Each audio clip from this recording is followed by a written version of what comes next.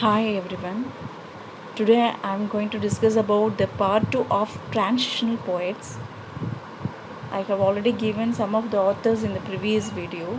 Here I'm going to give some other authors. First, Thomas Gray, and he wrote Ode on a Distant Prospect of Eton College in 1747, and it was written in 1742, published in 1747. It is all about historical and geographical location. Here the poet wanted to recall his past memories at Eton College, so he looks back at his time spent at Eton College from a distant vantage point. Here, in this poem, we came to know the lament of losing innocence and inevitable march of time. The themes of this poem are adulthood versus childhood, the innocence of youth, mortality, and the passage of time. James Thomson's poem, The Castle of Indolence, published in 1748. We have already discussed about that James Thomson's poem Seasons. It was very popular at the time, and today also it is very popular. And this poem is written in Spenserian stanzas. This stanza form includes strong influence upon that English romantic poets like Lord Byron, William Wordsworth, and John Keats. Here the castle is full of beautiful, and we can see that enchanting castle. So here the inhabitants live a life of luxury and ease, which is fully surrounded by beautiful landscape. This life of leisure and pleasure ultimately leads to the enervation or weakening of their souls and body. So, this poem is also talked about the allegory for the dangers of idleness, that means laziness. Here, the theme of this poem is nature and beauty. And next one is the vanity of human wishes. The 10th satire of juvenile imitator was written by Samuel Johnson and published in 1749. So here the critic Wayne Broad called this poem as one of the great poems in the English language, and it was divided into several sections, each sections addressing different aspects of human existence. So it also talked about human wishes, which are very vain and meaningless.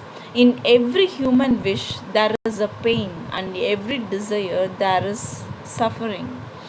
So here the poet wanted to talk about their ambition, wish, and desire, which leads to the suffering only. He is of the opinion that wealth comes and peace goes. So here the poet advises the human beings to submit their wishes to the wishes of God.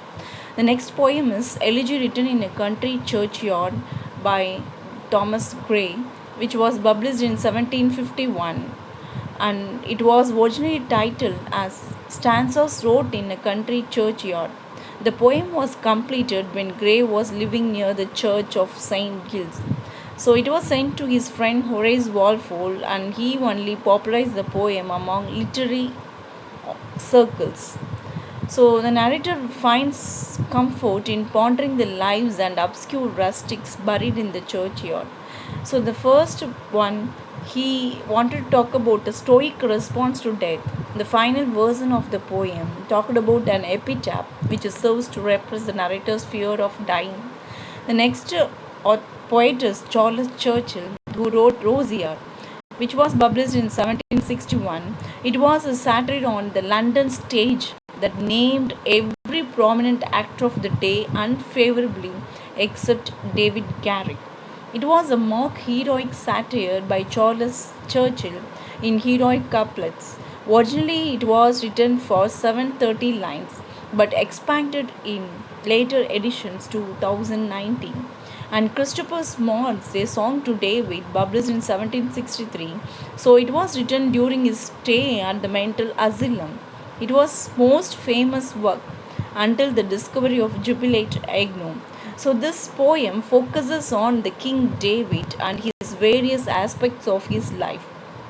So here the poet quickly turns to an emphasis on Christ and Christianity and praises the author for his songs So it is a religious poem which praises and glorifies God's creation. So it was drawing inspiration from the biblical figure of King David. Each stanza has 18 lines. The main theme of this poem is the beauty and wonder of the natural world. Next, Charles Churchill's The Prophecy of Famine, published in 1763, it was a satirical poem, talked about the political and social conditions of the time and focusing the corruption and incompetence of the government, which also highlights the suffering of the common people and condemns the actions of the ruling class. So, the next and last poem of this part 2 of Transitional Poets is Oliver Goldsmith. He wrote the poem Traveller and published in 1764. It is a philosophical poem and written in heroic verse in Augustan style. It discusses the cause of happiness and unhappiness in nations and also explores a traveler's longing for home and depicting the inner conflict between the desire for contentment and the realities of life. The poet wanted to talk about the peasant life which leads to the happiness, and the wealthy people never lead the satisfactory life. So Goldsmith suggests that happiness is subjective and influenced by individual circumstances. So here I have given some of the authors of the transitional poets. In the next video I am going to complete the third part of transitional poets. Thank you.